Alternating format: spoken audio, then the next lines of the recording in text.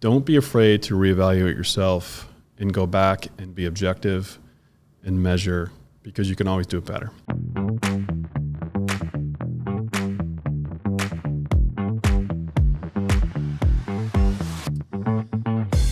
Welcome back to the Endless Customers Podcast. I'm Alex Winter, and today I'm joined by Cary Weston, who's an agency owner and a certified coach. And I'm really pumped to have you on the show. We're here in Chicago. Welcome. I'm happy to be here, Alex. Thanks for having me. Appreciate it very much. Thanks for taking the time. I'm really excited to talk with you. First things first, we're in Chicago. It's Impact Live. How are you liking the event so far? How are you liking the show? So love Chicago. Yeah. I took a walk through the other day with my Red Sox hat on just to remind folks that Carlton Fisk will always be ours. Yes. But the summit here is fantastic. I mean, how can it not be? You've got so much energy. You've got so much motivation. You've got a curious crowd. You've got great content. It just makes for a wonderful environment. So it's my third time here, and it gets better every time. Excellent. You're in good company, too, because I'm from Massachusetts. I'm a Boston fan as well. Yeah, I'm in Maine, but since we've adopted this, you know how it goes. We adopt the Sox, and it's we're New Englanders. New Englanders, right. Stops you guys at New have York. Great lobster. Best lobster in the world, I think. Thank you. Let's talk about the ChatGPT experiment. I want to hear about your show, and I want to get some high-level just background about who you are, your agency, what you do, so our audience and our listeners can get a sense of everything that's Cary. Quick 4-in-1. So I am an owner and partner in an advertising agency called Cary Weston. We're about 20 years old. We're based in Bangor, Maine, or as most people say, Stephen Kingstown. And I've been following markets for a while. Quick story for you. In Portland, actually, years ago, I went to a marketing conference, and it was on the campus of a university. And it wasn't well marked, so I didn't know what building I was going to. I kind of got lost. And as I got lost, in the parking lot was a gentleman with a luggage and a daughter. He was lost too. And so together we found out where we were supposed to go, parted ways, I go sit in my seat. Well, a few hours later, that gentleman I was lost in the parking lot with comes out, and he's a keynote speaker, and it's Marcus. And it was the first time I saw his presentation. This was pre-book, so this is before the book. No way, wow. And he shares his story, and I'm like, that is just so dang simple and common sense. And ever since that moment, following Marcus and just following the principles and the framework and the philosophy, it's had a huge impact on me personally. It's had a huge impact on the company.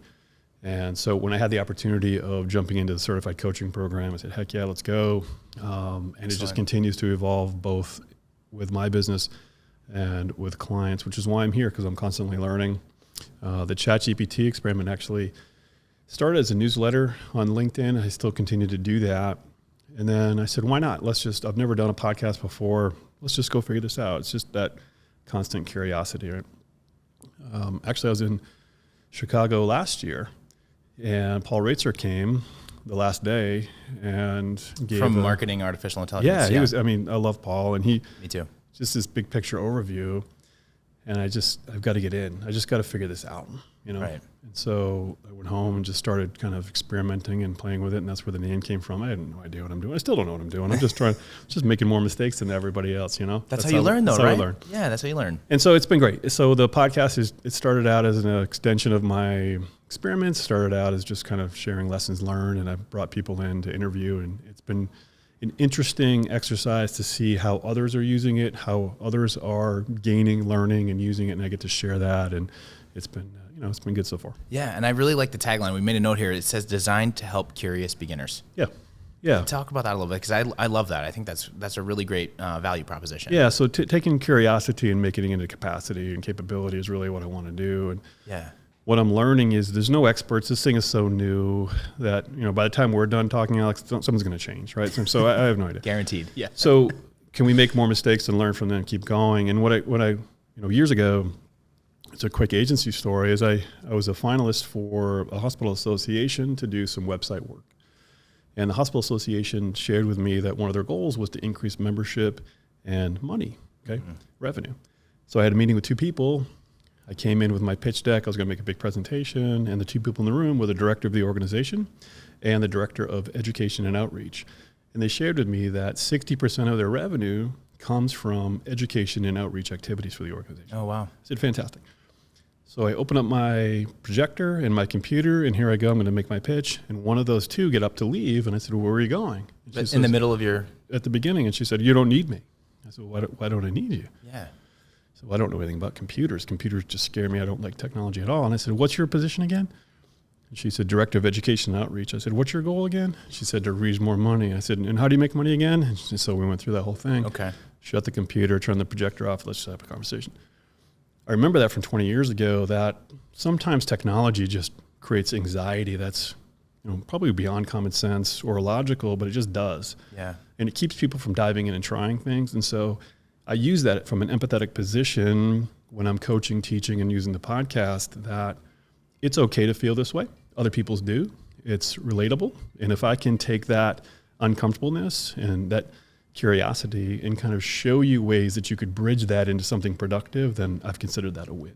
It's a fascinating story, because I like that. I feel like in the moment, somebody gets up and walks out as you're starting your presentation. That's a red flag. It's like, wait, what's happening? And it might throw most people off. And I respect that you took it as like, hey, let's ask some deeper questions. Yeah. Let's figure out what's really going on. It seems like technology is not the right thing, so we're gonna shut the laptop and we're just gonna talk. Yeah, it's the yes and, right? I mean, Right. Marcus talk about that all the time. Totally. But I learned a long time ago that you can't put your crutch in your presentation. You got to know what you're talking about. But when you see somebody really get anxious over something because they're just uncomfortable with it and they just don't think they're valuable, right? Yeah. And I see that a lot with folks that don't think they have value. They don't think they have capability. They don't think they can. And anytime we can encourage them to find that within them, to be courageous, and sometimes it really feels like being courageous to try something, then I think there's an opportunity to get somebody to learn something. I love that. So I'm just curious. I want to go backtrack for a second. So you've had your agency for 20 years. Yeah. That's incredible. Yeah, Congratulations. thank you. 20 years is a long time for any business to be running. That's Yeah, great. it's 25. Oh, it's 25. Well, it's 25. I had it for 5. And a series of life events just teaches you that there's something better and bigger and more meaningful out there than just working. And so I found out through, like I said, some family, personal, and life events that I thought I had a company, but if I didn't come to work, nothing really got done. So I really had a job, right? I had a couple other people that were in the office with me, but I realized that I couldn't scale, I couldn't do anything with it. And so 5 years in, I found a partner who was doing kind of the same thing. And so we've been partners now for 20 years. Wow. Yeah, saying 20, 25 years out loud, it's impressive. It And is. so did it start out as a traditional ad agency that got more into digital as it all evolved and came as out? life itself, right? Yeah. Yeah, absolutely. I find it fascinating where I tell this story. When I first started, the yellow page guy, right? So every October, November, the phone book guy. The phone book guy, right? the big phone book. They'd come in, and in Maine, there's like 11 phone books or something, and all the districts. And so I had clients that were all over the state, and so he'd come in with those 11 phone books, and we'd literally spend hours like, what size ad do you want in this book? And what size ad do you want in this book? And I remember he said, if you buy these books, we're going to throw this internet thing in for free, right? It was like a cheap throw-in value add. And then one year they came in and they said, well, if you buy our internet product, we'll throw these phone books in for free, right? Oh, so it there's that flipped. pivot, right? Yeah, and so life itself became digital. And so that whole traditional and digital marketing kind of, Yeah.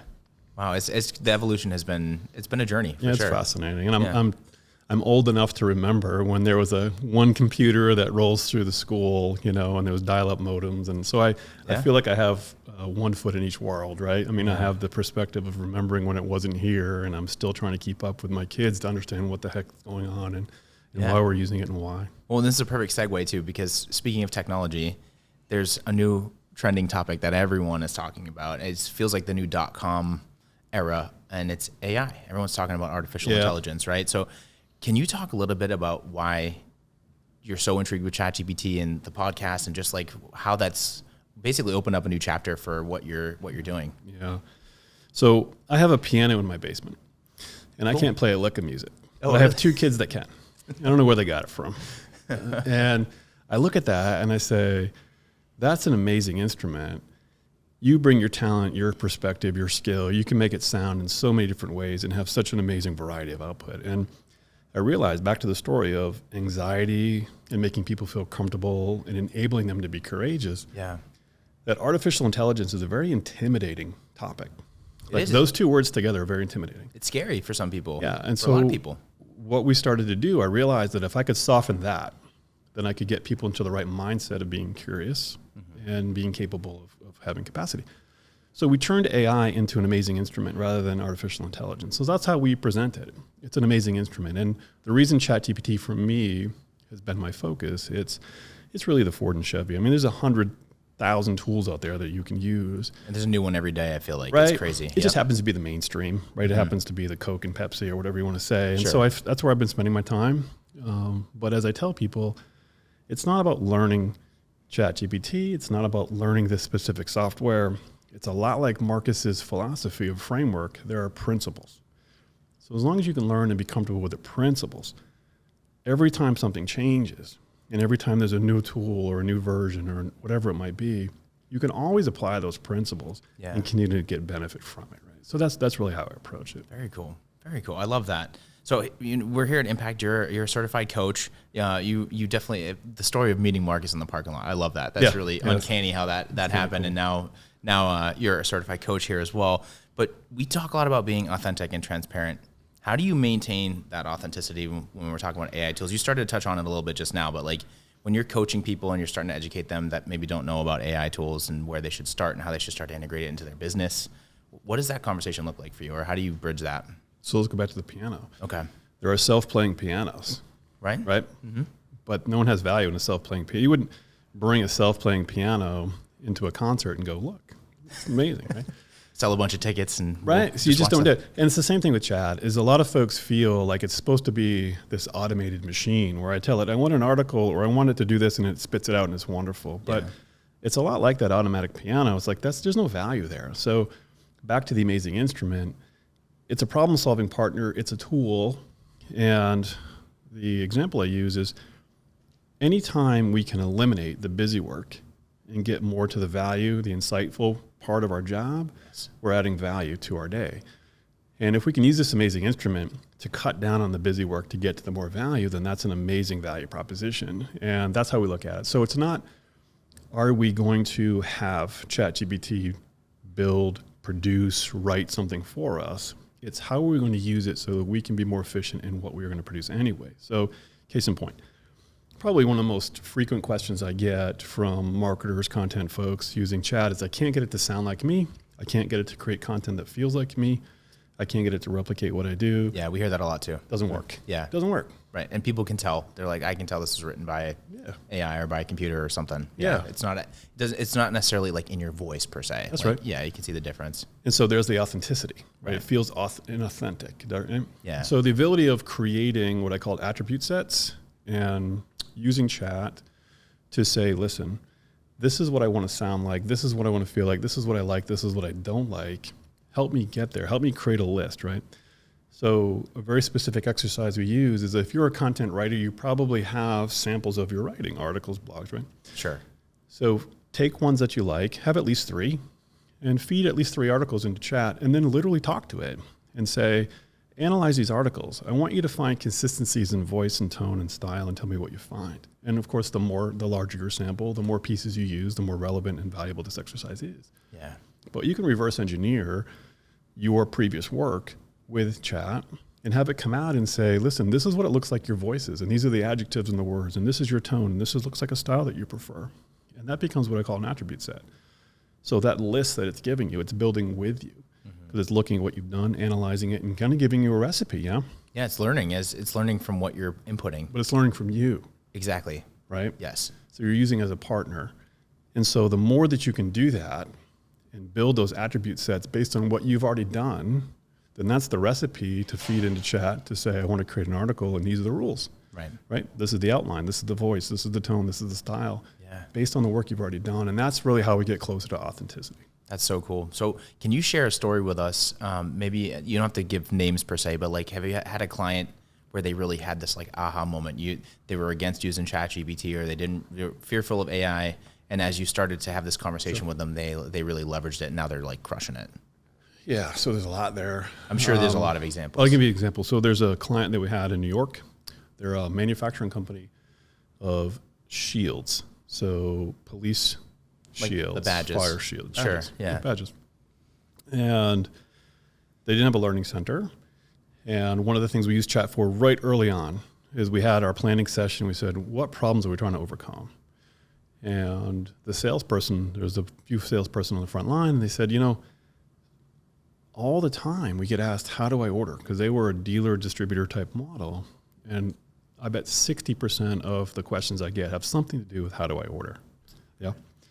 So we exported all the emails that came in from the website, fed it to chat, and sure enough, 60 to 70% of the content coming through the website was how do I order. So the first point of contact was, all right, let's get an how do I order page. Let's get a buyer's guide page up there. Yeah, let's get ahead of this thing. Absolutely changed that conversation. So instantly, it's no surprise to you and me, but this again is common sense, right?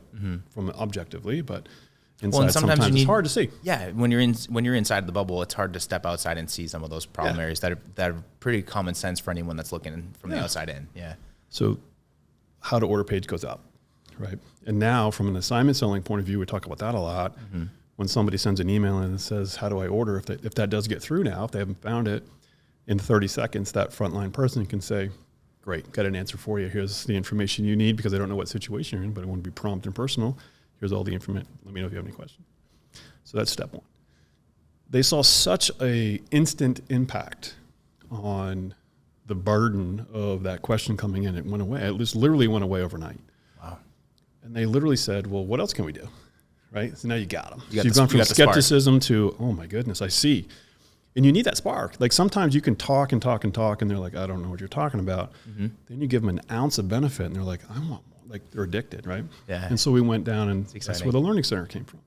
So fast forward 6 to 9 months, they were great students. They were killing it. Video and all the questions, sales team was all in. It was just a great team. They make a trip to DC to talk to, I don't know if it was Homeland Defense, but it was a large federal agency. Wow. And they walk into the room ready to pitch, okay? To do like the dog and pony show. Ready to sell. Sure. Okay? Yeah. And the agency holds up, they said, no, we know all about you. We know everything. We're here because we want to know how do we get started. No kidding. And they were floored. That's amazing. Because they're more expensive, right? And all of the things that they thought would get in the way that they had to talk through, it didn't matter because they had educated so well that this agency says, we want to work with you. And it became the largest single order, the largest single client in their 25-year history. And they walked out without selling. They didn't sell. And so when I got the phone call from the owner, he goes, you're never going to believe what happened. And he explained it to me. I said, I absolutely believe that happened. Good for you, man. This is what we're doing, right? He's That's like, the power of this. Right. Yeah.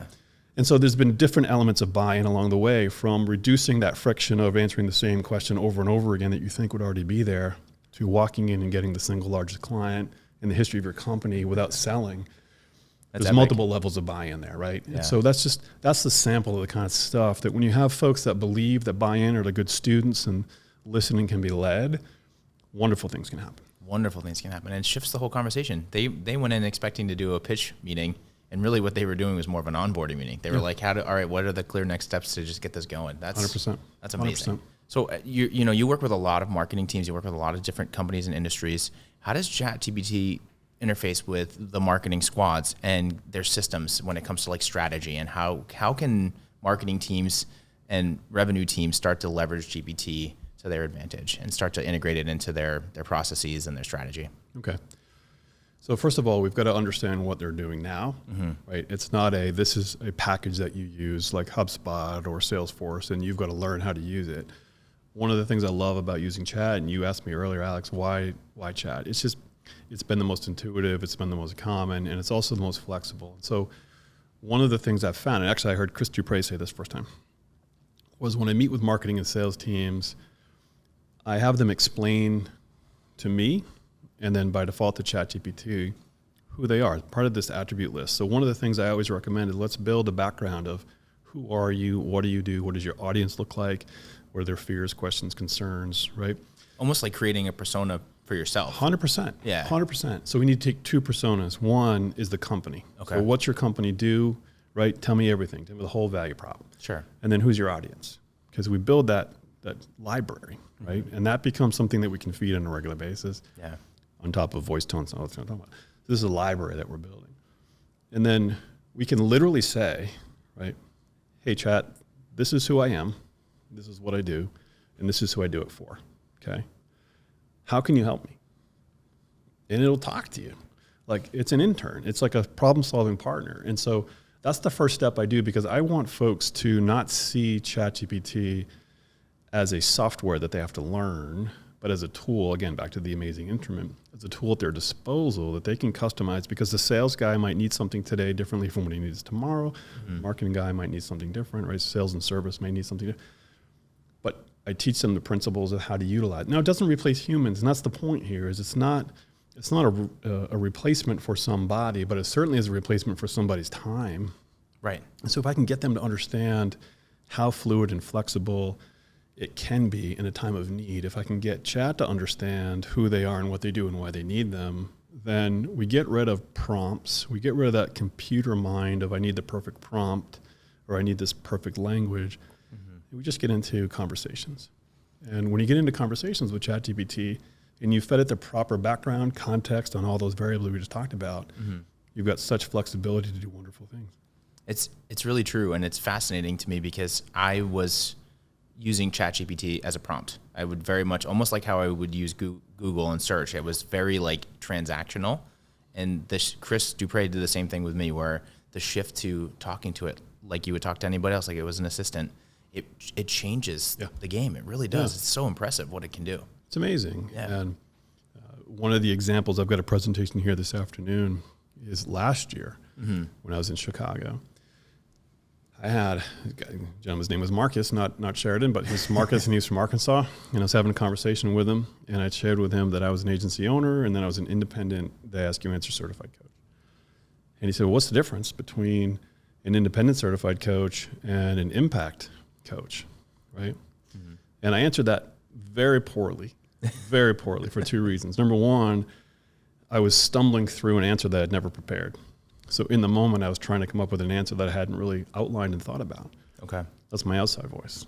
But my inside voice was saying, man, you've got to have a resource. Like, you've got to have an article. You've got to have an answer for this. You've got to have this ready, because if Marcus is going to ask you out loud, imagine the other people that are thinking it and not asking it. Right. Where are they finding the information? Or they're searching for it and they're not saying it out loud. Yeah, and that's part of my biz dev process, is to build trust and confidence and explain, right? The education process of getting more informed buyers. And so in that moment, I'm thinking, here we go.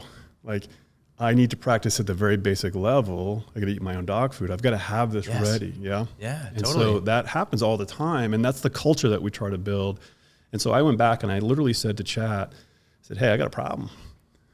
And I'm talking to it. And I use voice to text. I don't type anymore because my fingers get in the way of my thoughts, because I can certainly talk differently and faster than I type. Yeah, same. I got a problem, right? And I need you to help. Okay, great. So I said, I need you to be the guide. I need you to be the interviewer. I need you to pull out of my head what I need, because I need to answer this question thoroughly, objectively, and honestly. I want to have the article ready.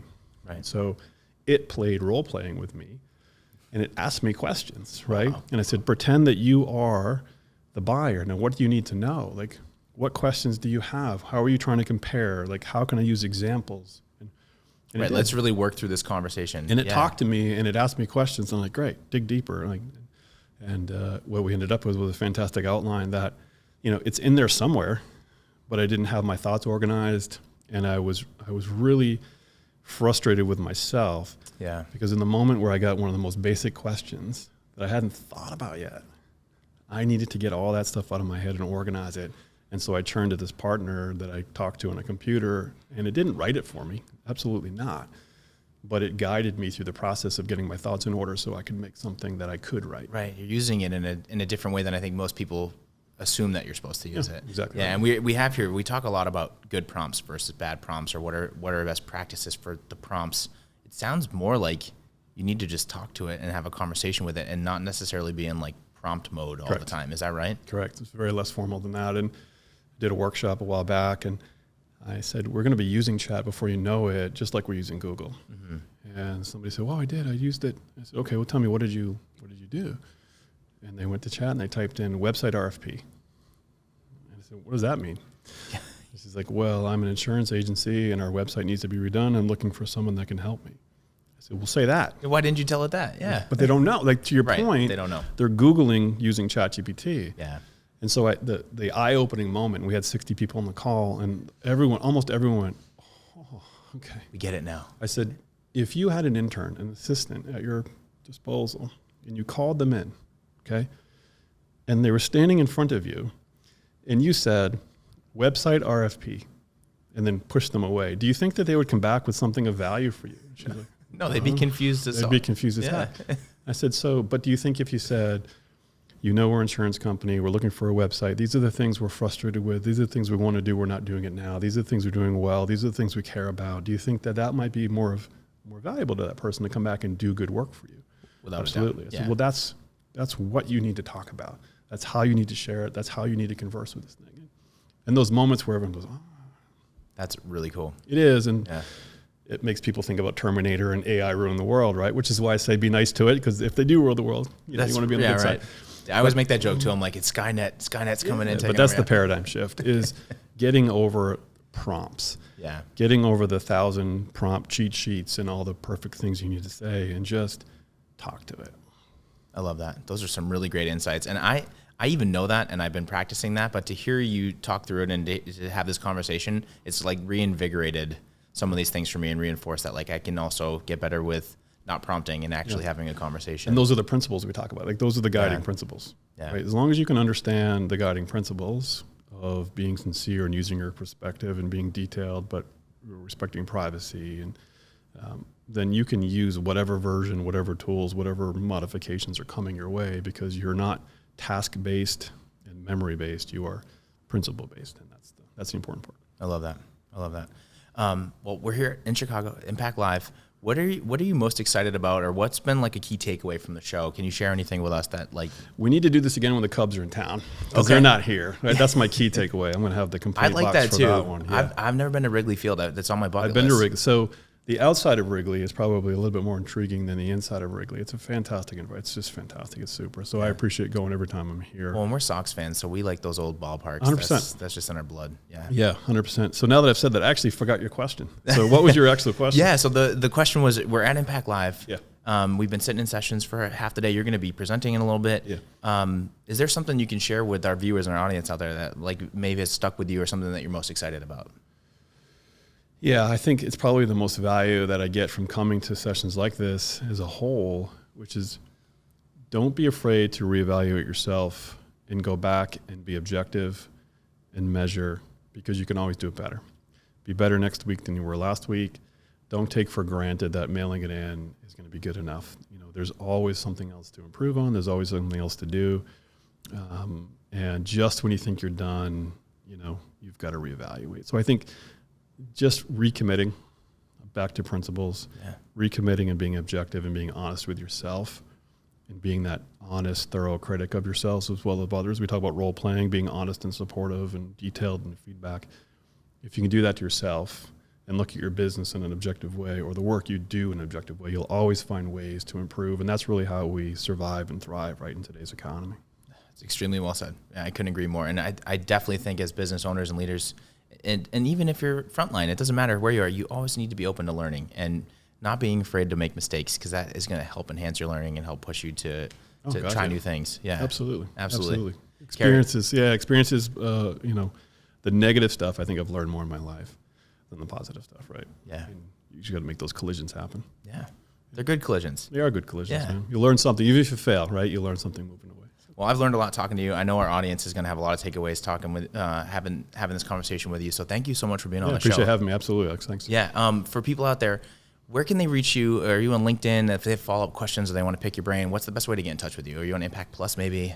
I am, but probably more relevant to this conversation, ChatGPTexperiment.com has a couple different things. Oh, cool. It has the archive of podcasts library. It has articles and videos and resources on some of the things that we talked about today. It's got a contact form for me, my LinkedIn. So everything we need is there. Awesome. We'll make sure to link that in the show notes as well. Yeah, absolutely. Thanks again for being on the show. I can't wait to see you later on today. Yeah, appreciate having me. Thanks. Awesome. For everybody out there listening and watching, this is Endless Customers. I'm Alex Winter. See you on the next episode.